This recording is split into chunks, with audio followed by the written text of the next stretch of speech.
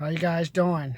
I got to congratulate some of you guys. I have to give you guys credit who work for these Amazon fulfillment centers and stuff. You guys do work early. I don't know, you be thinking, Martin, why you give us such a hard time working in a warehouse?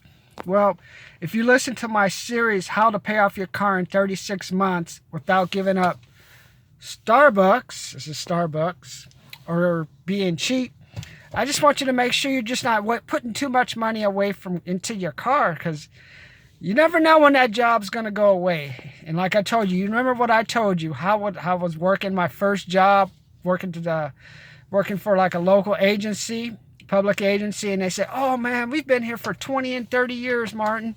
There haven't been any type of layoffs or anything.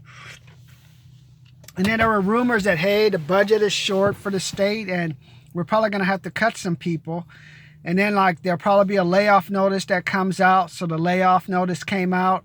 And now that I do, after like 2 months of listening to people, don't worry about it, Martin. You won't get laid off. Nothing's going to happen to you.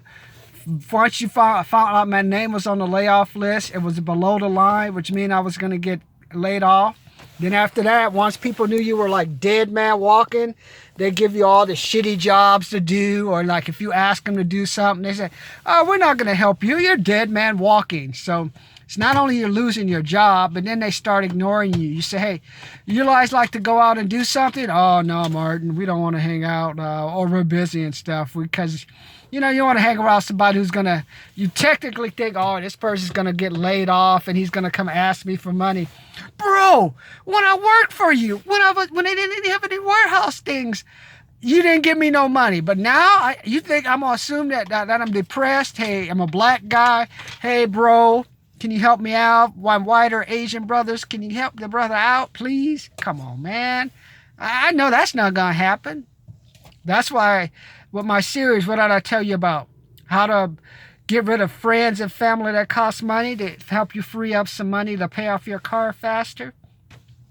If a person comes to you asking for money, you're not going to help them unless they're like invested in something and you have money to burn. Like, what did I say? Didn't you give it to them? Other than that, man, don't give them anything, because you ain't going to see that money again. So like if anyone ever asks you for money, that's why I say, are you going to give it to me? Because if you loan it to me, even if I pay it back, you say, hey man, you didn't pay back that money fast enough. So what I want to try to remind you is like, the job is great. You're building discipline. It's good to have a car and stuff, but what's your next thing, man? What, you going to work at the warehouse for 20 or 30 years? That ain't going to happen, man. That didn't even happen back in 1990. I think I worked for Petavina Voden back in 1990, like 1990s and stuff. Like I was working in a warehouse 30 years ago. Even back then, Calvin, he'd been like, I guess before it had a warehouse where like a whole bunch of people were there, but then with all the economy and all the global changes, there was only one person there. That was it, Calvin. And then I came in and they helped me help Calvin. And it's at a place similar to a fulfillment center. We put stuff together in boxes for sonic alarms. We actually manufacture stuff. Colin and I used to solder things and make little circuit boards for the first generation of car alarms that you use.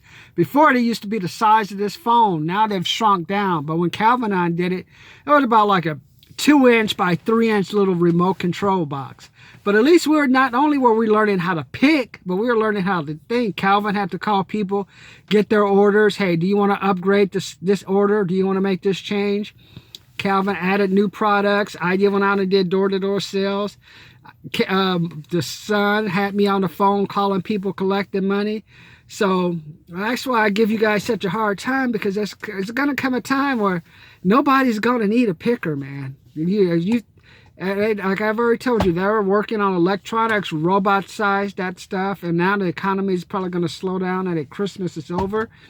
So let's just get to it. How many of you have like kind of quit your New Year's resolutions? You failed. You thought, hey man, I'm going to lose weight. Instead of losing weight, your weight goes up by 2 or 3 pounds. Raise your hand.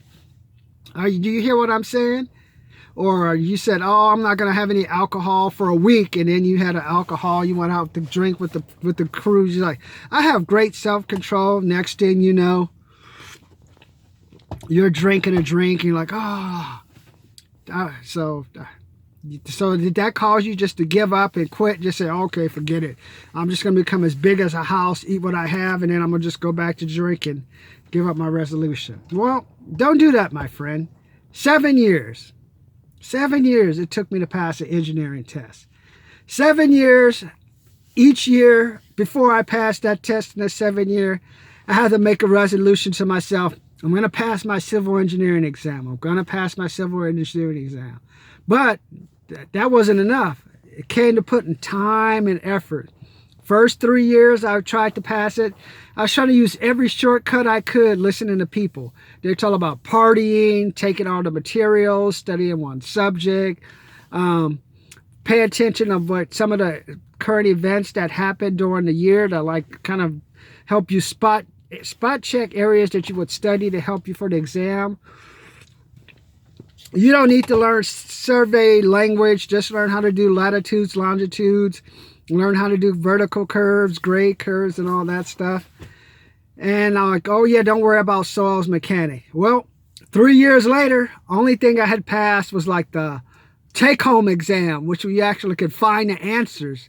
Because I would have felt that, it would have really been in dire straits. So, but then it took 3 years. I was listening to everyone's advice, listening to these suggestions, taking their review courses. But I said, you know, based on what they're saying, do I actually have the mental capacity? Yeah. Do I have the mental capacity? Do I have the background to actually pull this off? And actually, I finally took, after the 3rd year, I think this is my 6th time taking it and failing it. You know, I think I'm a little bit stupid because I don't understand what they're saying. I don't think I have those skills. So what I ended up having to do, I had to just scrap all the stuff I got from them, take some of the stuff that they were teaching me that I could apply, but then I had to like, okay, the only way I'm going to pass this test is I got to learn A plus bleep, all these different subjects. So I have some that are my strengths, some are my weaknesses. The ones that are my weaknesses, I can't just let them hang out there because I need to get some points to pass the exam. So I have to make them at least where I could solve them, or if I couldn't solve them, I can get close and go to the book. And so then I went there, and then year 4, finally I passed the 8-hour exam. And then what did I do? Fell back into that habit, listen to people, not studying enough, thinking, okay, I can shortcut my way. Year 5, not pass. Got refocused. Year 6, passed the seismic portion of the exam. And then like during year 6, I don't need to study that much. If I pass the 8-hour and I pass the seismic, I should be able to pass the survey. I don't need to study that much. Failed the exam twice and said, okay, I'm going to study every survey problem known to man. I used to go to the library, the downtown San Francisco library. I just got books on vertical curves, horizontal curves. I was like getting like these older books on surveys, latitude, longitudes, how they use theodolites, different terms, some of the early history of survey, and just studied, did problems, studied terms. Failed it one time. I got within 20 points, went back again. Okay, this time I know, okay, I just need to study more, make sure I don't go out and drink, kind of cut out some of the distractions and some of the negative people. And then what happened? Finally, year 7, passed the survey exam. Year 7, registered civil engineer. But 7 years of failing, 7 years of resolutions. But I didn't quit. You know why I didn't quit? Because every time I failed, it reminded me, hey, it's possible. You got close, you're taking the action. Now you got to just take another step. You got to take another step. Just when I got laid off, that's why I like you never know what's going to happen. So when I get on you about, are you failing? And you tape got Martin, why you tell us about expensive cars and warehouses? Because I worked in a 40,000 square foot warehouse where there was only 4 people. And I passed these fulfillment centers and I see all these cars and all you guys are picking. At least with Calvin and I, we did sonic alarm, spring. We ran like an injection molding machine. We packed boxes. We ran like a lathe, and we also helped like on the computer operated like the first generation of CNC machines. So we were active, but just picking crap up, man, that gets old after a while. Do you want to do that in your 50s and 60s? No. So this is the time to take some of that money, reinvest in yourself, learn to sell, Go out there and market yourself, man. Don't just get yourself trapped into a car. And then you have trapped into a car living with 4 roommates. Is that a life you want for yourself? No. And if you think you're failing your resolutions, no, no, no, no. Failure is the first step to success. Look at me as a black guy. I was in slavery. I was getting hung. Look at the women. They were working and they wouldn't even let them out the house. Look at the women now. They have more money than the guys and they're getting divorced from their husbands at record rates. Things change quicker than you think. But the only way to make the change is you got to stay persistent. So don't get caught up in changing your resolution, lowering the target. Just do like Grant Cardone says. Keep the target high. Get some people to help you. Increase your effort. So that's okay to work in a fulfillment center, but don't be doing it for the rest of your life. And don't take that money that you're making and reinvest it in a car. Reinvest it in something where you can make a real life for yourself. And if you're failing that resolution, that's great. That means you're one step to success. Try it again.